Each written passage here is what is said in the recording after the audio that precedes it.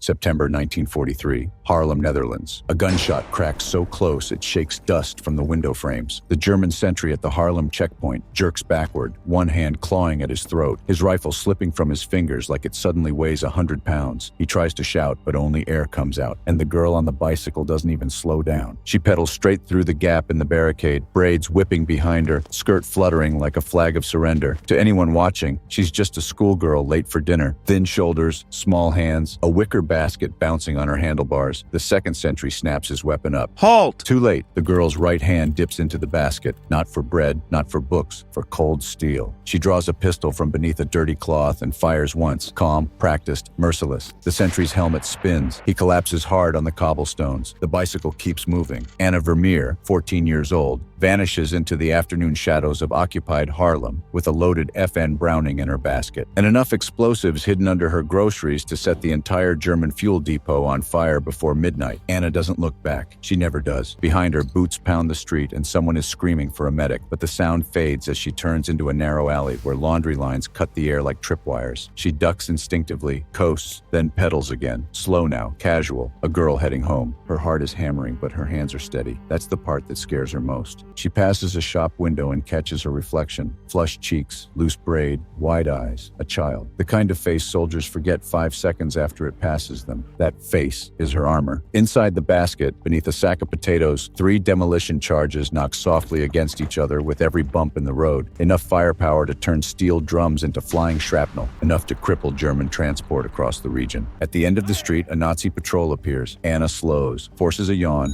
rings her bicycle bell. One of the soldiers smiles and steps aside. Go on, Mädchen. She rides past him, already counting how many minutes he has left to live. Only when the patrol disappears behind her does Anna let out the breath she's been holding. She turns toward the canal road where warehouses squat low and dark against the water like sleeping animals. German trucks idle there day and night, guzzling fuel meant for tanks, convoys, U-boats. Tonight, that fuel is going to burn. She pedals slower now, matching the rhythm of the city. Too fast draws attention. Too slow looks suspicious. Her mother's voice echoes in her head, the same words she whispers every time Anna leaves the house after dark. Stay human. Anna doesn't know how you stay human with a gun in your basket and fire in your future. She only knows how to survive the next minute. At the corner, she stops beside a bakery with boarded windows. In the glass, she checks her face, then reaches into her coat pocket and pulls out a small tube of lipstick. She applies it carefully, because the next part of the mission doesn't require a weapon. It requires a smile. The cafe is loud with German laughter. Cigarette smoke hangs thick under the lamps, blurring faces, softening edges. Anna locks her bicycle outside and steps in, shoulders slightly hunched, eyes lowered. She feels them notice her, one by one. A schoolgirl alone, too young, too harmless. At the bar sits the man she's looking for. Oberleutnant Klaus Richter, clean uniform, polished boots, the kind of officer who never checks over his shoulder because he believes the war is already won. Anna takes the stool beside him and orders a cocoa. Richter glances at her, amused. You're far from home, little one. Anna lets her voice tremble just enough. I got lost. He smiles, and in that smile she sees it clearly now, the mistake he's about to die for. Richter signals the bartender for another drink. For himself, not for her. He leans back, relaxed, confident. You shouldn't be wandering the city alone. There are dangerous people out there. Anna nods, staring into her cup. I know. That's why I feel safer near soldiers. She whispers. The lie tastes bitter, but she swallows it. Richter laughs softly. He has no idea he's already stepped onto the path she chose for him hours ago. No idea that every word he speaks is pulling him closer to a dark stretch of trees beyond the canal. Outside, the fuel depot looms in the distance, silent, waiting. Anna lifts her eyes to his and forces a shy smile. Would you walk me home?